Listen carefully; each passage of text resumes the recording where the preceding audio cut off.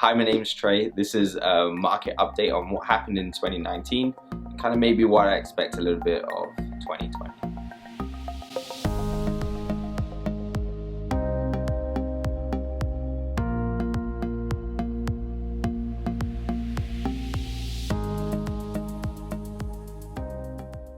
So if you had asked me late 2018 what to expect from 2019, I would have been wrong. I would have expected a little bit more turbulence than we've had. 2019 was overshadowed by geopolitical issues from Brexit to Donald Trump. We recently had the Donald Trump impeachment. We have the trade war with China. I'd have expected it to be a lot more turbulent than what we had. In fact, what we've had is actually a very good year in the markets. First of all, what happened in 2018, late 2018, early 2019? Well, late 2018, we had a dramatic drop in the markets. And then in early 2019, we saw that recover, plus some, and it's been pretty smooth sailing until the end of this year. So what happened there? Well, the way I like to describe it is this. So there's two parts of the US that matter to the economy. You have the government, and then you have the Federal Reserve. So the Federal Reserve are the ones who set interest rates and things like that. So what happened? So the end of 2018, Donald Trump and Mr. Powell, the head of the Federal Reserve, they were kind of bickering. Mr. Powell basically said, maybe I'll raise interest rates. The markets freaked out because this wasn't expected. Typically, you can kind of work out what the Federal Reserve will be doing, and that was not on the script. Everybody went crazy, just like the markets do. It's heavily influenced by emotion. They then plummeted, they dropped late 2018, and then 2019, Mr. Powell came back out and said, I was just kidding, guys. I'm not going to increase rates. And in fact, we've seen the opposite. Throughout 2019, we've seen a drop in rates. So what happens? Everyone was happy again, there was no more rate hikes coming, and the markets came back to where they were. And since then, we've seen rates come down, and that has created a better environment for businesses to flourish in the US and people that have debt, companies that have debt within the US. And then we have the thing that never seems to leave, Brexit. That has been in a state of turmoil for a very long time. They've been talking about leaving for, I don't know how long now, and it's continually getting to be pushed out. The good news though is, it seems less and less likely that the worst case scenario was going to happen, which is leaving with a no deal. So in Europe, it's not such a negative environment as it once was a year ago. It's not such a negative outlook. Most people think that there will be some type of agreement in place, even if it's not quite as favorable as each party wanted. Then we have China and Donald Trump, so the trade war. So this has been an ongoing thing.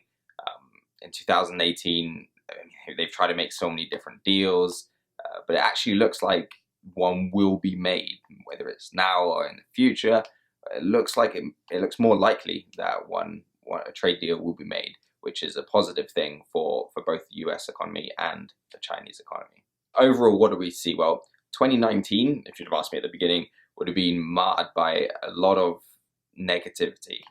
There's a lot of downside risk. There was a lot of risk to the global economy, different countries. There was a lot of risk, and a lot of people were scared and very uncertain.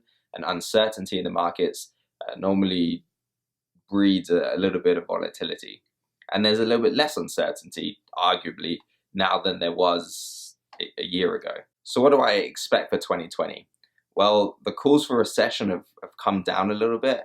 We've passed the point that a lot of people were scared of. I think there's a lot of things, a lot of smaller issues that we haven't mentioned here, like the housing market in Canada and things like that, which have actually leveled out throughout 2019.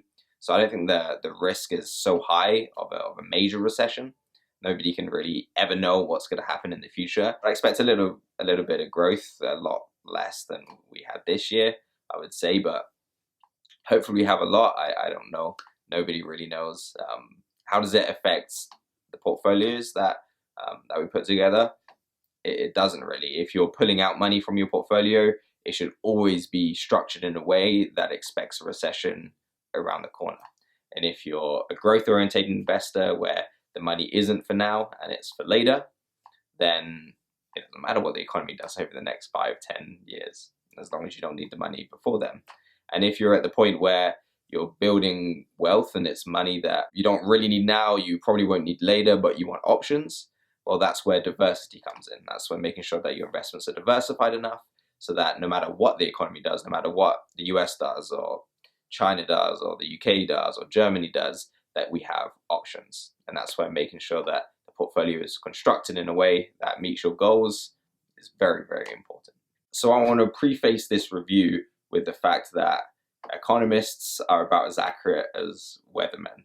You never really know. Somebody's out there always calling for a recession. Somebody is out there always calling for the best bull market you've ever seen in your life. What you really want to do is you want to look at the numbers and the data, the raw data behind it, to determine how you think you're going to proceed. So you either proceed with cautious optimism or cautious pessimism. I don't think there's many other options for the majority of us. So the reason I say the economists are like the weather person is like predicting the weather is because they're half the time not right.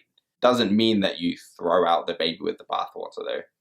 If the weather person says it's going to rain, you might still pack an umbrella in your car. And it's exactly the same with economists. Nobody knows what's going to happen. But there are some indicators, so we have a rough kind of idea as to what could potentially happen. And that's what we take and that's what we use to plan for the future. So overall, 2019 was a year that was expected for the markets to perform poorly because there was so much negativity around it. And it didn't. It surprised us. It actually performed very well, as you can see in all the charts. Everything did well. US large caps, US mid, US small, it all, Canadian gold did well. Everything did pretty well. So what can we kind of expect for 2020? Cautiously optimistic. There's still a lot that could go wrong in 2020, but I'm more optimistic about 2020 than I was about 2019. Thanks for watching. If you found this useful, let me know. Give me any feedback. This is still new to me. My email's at the end of this video, so you can use that or you can leave a comment below. Thanks for watching.